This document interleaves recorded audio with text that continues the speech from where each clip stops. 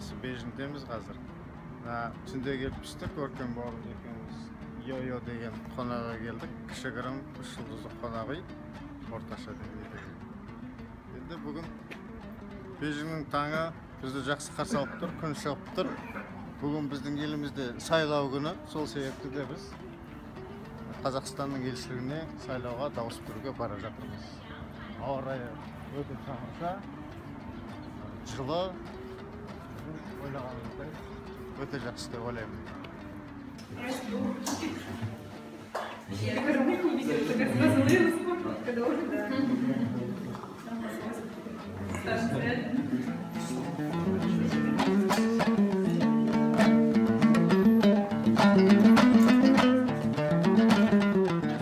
Сайлауға келдік.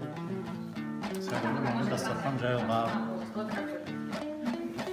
Шөлдік ағайындалып жақсы қарсы алып жатыр. Кәдімгі қазақша дастархан, бауырсақ бәрі үшін. Шай ішіп, шүбәліңдеп шүйкелесіп жатырмыз. Бәрі ойдағы.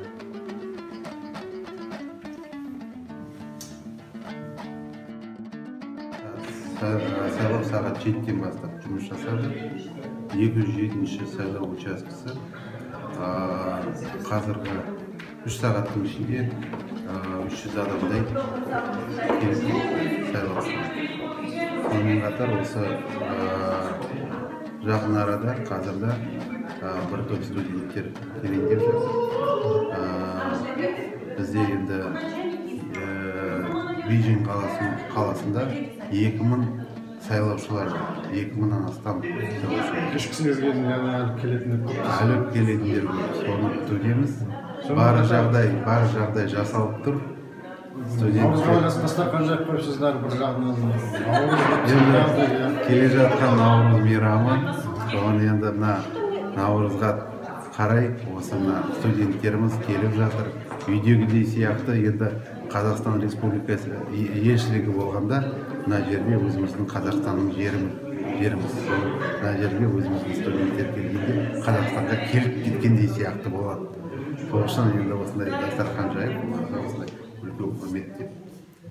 Жақсы рахмет сізге. Рахмет. Сау болыңыз.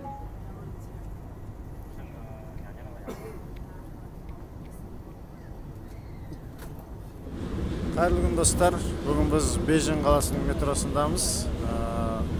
Тяньаньмэнь алаңына кетіп бара жатырмыз. Бүгін біздің сапарымыздың екінші күні. Ауа райы да тамаша, метроның іші де тамаша. Жан-жағымызда Қытай бауырларымыз қаптаған. Бәрі жақсы, метросы да жайлы.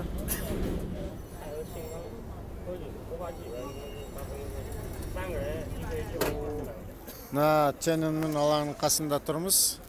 Өкінішке орай алаң бүгін жабық екен, халықаралық бір кездесулер өтіп жатуына байланысты.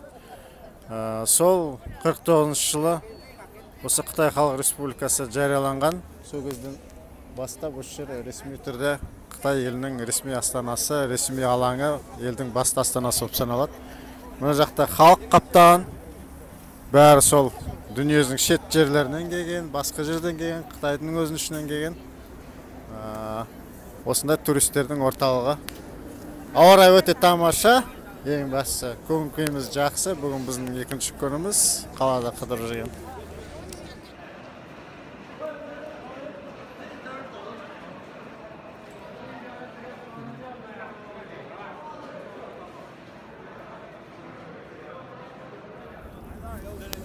Міне біз Ұлы Қытай қорғанына баратын Бейжіңнің солтүстік вокзалындамыз. Қазір мына жерден барып пойызға отырамыз. Вокзалымыз мынау міне.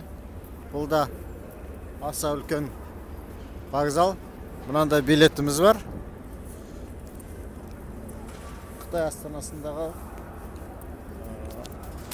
бізге қарағанда өзгешелі вокзалдар, үлкен, басқаша. Әрине үлкен мегаполистерде осындай болады. Кейінде біздің астанамыз осындай үлкен қалаға айналады деп ойлаймын, қай жағынан болсын.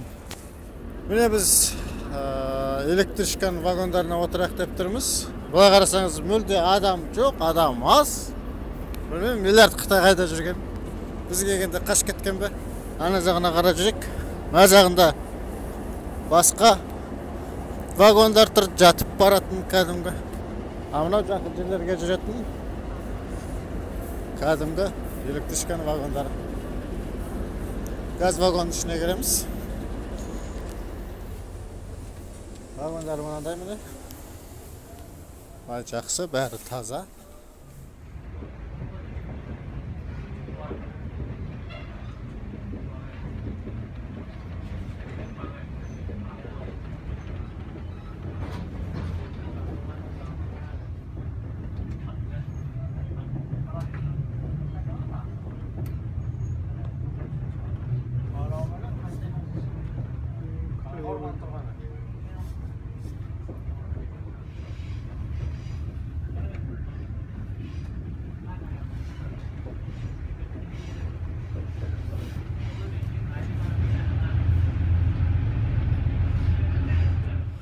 Міне біз Қытай қорғанына да келіп жеттік. Қытай қорғанының кіреберіс жағында тұрмыз. Бұлай қарай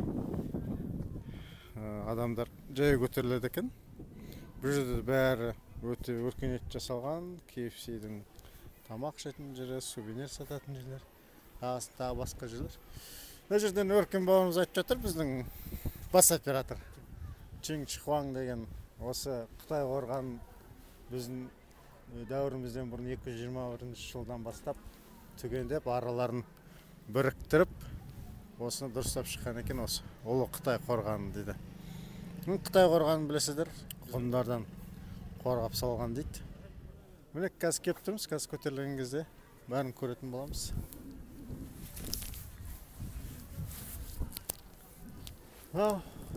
Қандай ескерткіштер.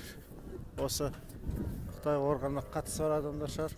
Қытайдың тарихында бір өкініштісі ағылшынша жоқ екен, бәрі қытайша. Ең болған қазақша жазып қойса болады осы жерге. Қазақша да жоқ екен.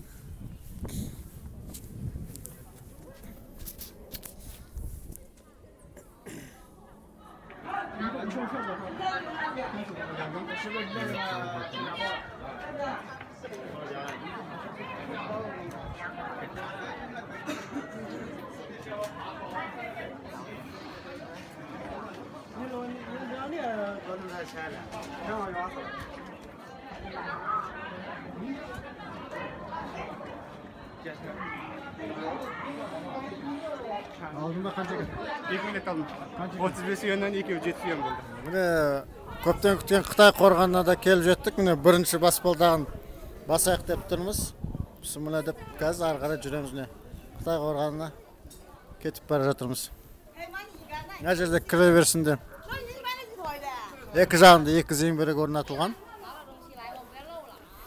Мына жақ зеңбіректі көрейік. Бұл қорған деген қамал бекініс болғаннан кейін бұның әр қақпасында әр жерінде осындай зеңбіректер тұрған қорғану үшін. Сол кездерден қалған ескерткіш. Ана жағында тағы бір сондай зеңбірек тұр. Енді ары қарай Қытай қорғанының үстіне қарай көтерілеміз.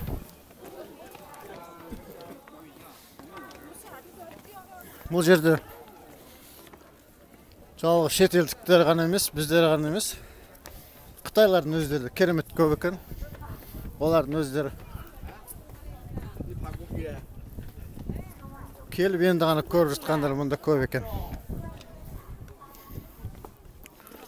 Жазылар ма? Не деп жазылған бұл жерде? Келген адамдар жазып Біз сияқтылар ма? Мына жерден ары қарай көтеріліп кете береді. Немесе былай қарай дегенде. Болды. Қазір арға шығатын боламыз. Міне біз Қытай қорғанының үстіңгі жақтарына шықтық. Бірнеше андай бекеттерінен өттік. Ары қарай жалғасып, биік боп кете береді. Солай қарай барып түсіп жатқан туристер. Былай жалпы әсері өте тамаша. Бұл жерде Қытайлардың өздері бір-біріне таң қалып айтып жатыр бізді қойғанда. Осылай жүре бересіз. Олы Қытай қорған деген. Міне енді осы. 量是必须非常牢固的。那我们八达岭长城的杂岩石体呢，就是正好符合这一 ары қарай жүре берсе білмеймін. 石体呢，它 Ертеңге дейін, кешке дейін жүре беруге болатын шығар. Енді біз біраз ғана аздап барлаймыз да қайтамыз. Жалпы бұл Қытай қорғанының мән маңызы, философиясы ол барлығымызға түсінікті.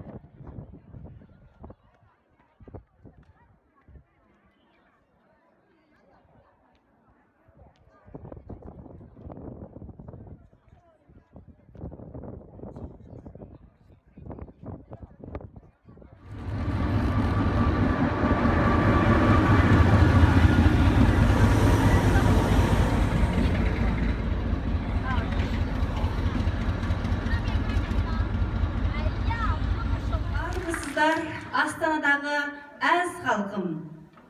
Наурыз жыл басы, яғни ескі жылдың аттанып, жаңа бір көктемнің келуі немесе, жаңа бір жыл келген күн деген мағынада. Кеш жарық қадірменді көрермен, Наурыз мерекесі әлемдегі көне мерекелердің бірі. Елімізде Наурыз мерекесі 1981 жылы Бейжіңде алғаш топтық қимыл болып өткізілгеннен бері тұтас Джунгодағы қазақ бар жердің барлығында кең және шағын көлемде түрлі формамен тойланып келе жатқан береке мен мереке дәстүрі. Қайырлы кеш достар, жаңа жылмен Наурызбен біздің Наурыздың 22-сі күні өзіміздің жаңа жылымызда Шэньчжэнь қаласының аэропортына келіп түстік. Аэропорттары өте әдемі сияқты, міне конструкциясы да тамаша. Бәрі халықаралық стандартқа сай жасалған. Енді біз ары қарай Шэньчжэнь қаласына келіп, ары қарай қазір қонақүйге түсеміз. Ертеңнен бастап жұмыстарымыз басталады, Құдай бұйырса. Бәрі жақсы, ауа райы да тамаша деп ойлаймын, көңіл-күйіміз өте жақсы. Міне бізді Шэньчжэнь біздің жаңа жыл Наурызымызға мынандай әшекейлендіріп қойыпты.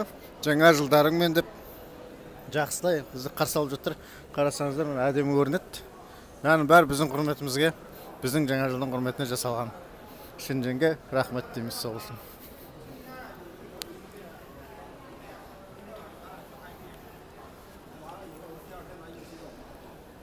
Ал тұрған ескерткіштер. Жалпы аэропорт өте үлкен екен. Былай қарай да кетеді. Былай қарай да кетеді. Былай қарай да кетеді.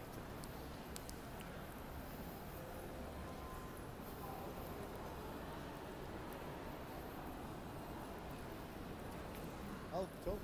Ұлыстың күні құтты болсын, ұлыс оң болсын, ақмол болсын. Қайырлы күн достар, бүгін біз Шэньчжэньнің көшесіне шықтық. Ауа райы күн бұлтты, ақырындап жаңбыр жауып тұр. Бірақ мұнда кәдімгідей жаз болып кеткен, ағаштардың жапырағы міне, бәрі көкпен көк. Біздегідей Астанадағыдай қардың ешқандай белгісі жоқ. Үйлер мынау, мына жерде банкке кіріп шықтық. Шэньчжэнь кәдімгі батыс үлгісінде салынған Қытайдың қаласы. Алдында біз Бейжіңде болғанда кішкене ескі үлгідегі қала болатын. Мұн жақта бәрі жап-жаңа, бәрі батыстық үлгідегі қала. Мөлшері мына жақта Гонконг жатыр.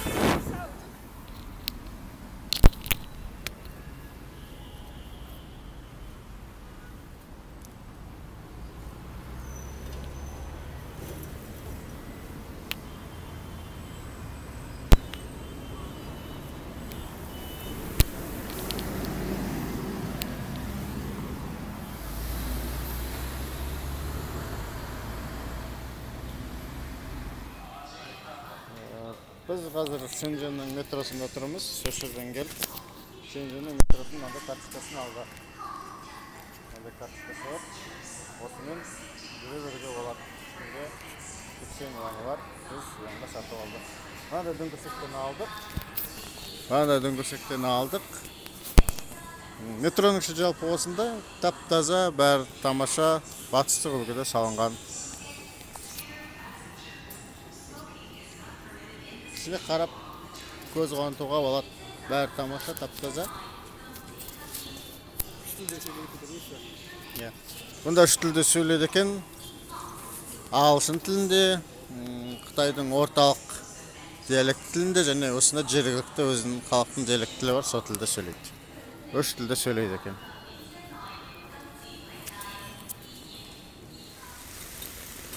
Шенженің көшесінде жаңбыр жауып кетті. Біз қазір метродан шығып, үй жаққа қарай кетіп бара жатырмыз. Орташа деңгейдегі жаңбыр жауып тұр. Бірақ сонда да адам көп, бәрі әдемі, күн жып-жылы. Ар жақтардағы биіктеулер өте тамаша көрінеді жаңбырға қарамастан. Көшелер кең, 4 жолақ, өте жақсы. Өте ұқыпты жасалған барлығы. Біз бүгін Қуатжан деген базарға келдік. Бәленбай қабат, бәр қабатта бірнеше қатар қаптаған электроника базары. Бұл жерде керек не керектің бәрі бар. Жаңағы смартфоныңыз да бар, оларға керекті аксессуар да.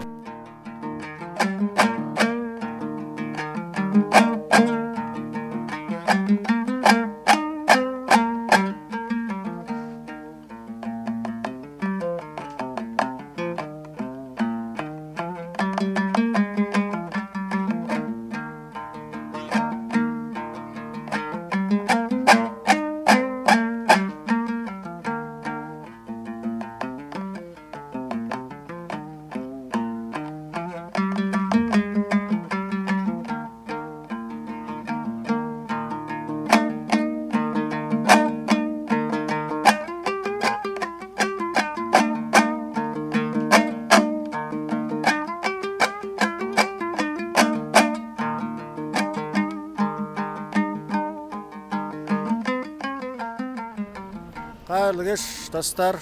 Біз қазір Шенжен қаласынан Гонконгқа өтетін бекетте тұрмыз. Мына бекеттің ар жағы Гонконг болып есептеледі. Бұл жерде тікелей жай өтуге де болады, немесе жер астымен метромен өтетінде бекет бар. Бұл жерде бір жағынан таможня. Неге десеңіз, Гонконг әлі 2047 жылға дейін жеке дара өзінің тәуелсіздігін сақтайды, жеке мемлекет ретінде. Саяси жағынан келгенде Қытайға қарайды, бірақ барлық жағынан жеке өзінің ақшасы бар, саяси жүйесі бар, экономикасы барлық жекеше. Тіпті мәдениет жағынан алғанда да бұлар өздерін жеке халық ретінде есептейді. Мына жерде айналамыздағы адамдар Өркеннің айтуынша қытайша емес, осы жергілікті Гонконг диалектісінде Қытайдың сөйлеп жүр осы маңайымыздағы адамдар. Ол күн жылыда өте тамаша, кешкі Гонконг пен Шенженнің ортасында біз қыдырып жүрміз. Екі қаланың ортасында. Гонконг дегеніміз Сянган.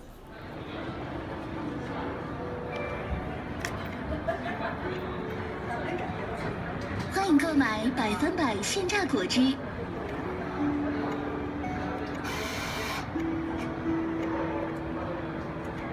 榨汁中，请稍等。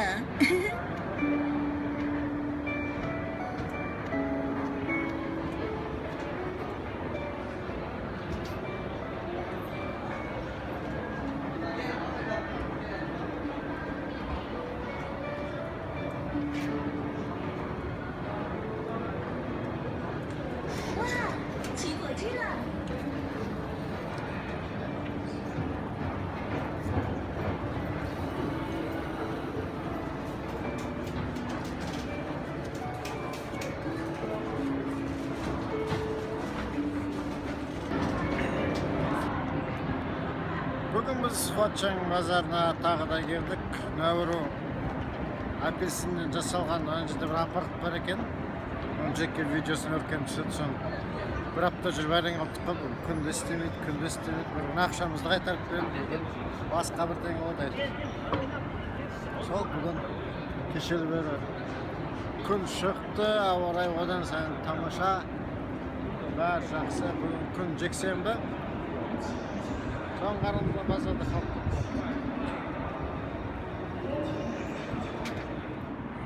Кешкі Шэньчжэнді аралауға шықтық. Мына жерде биік ғимарат үйлер. Мынау Шэньчжэннің аса көрнекті жерлерінің біреуі. Мына жан-жақтың бәрі өте тамаша көріністер.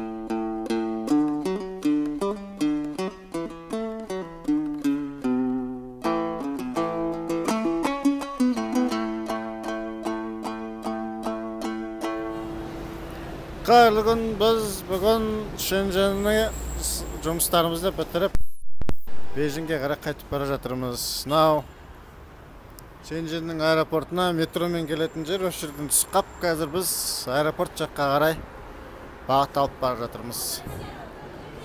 Жерлер өзінше әдемі.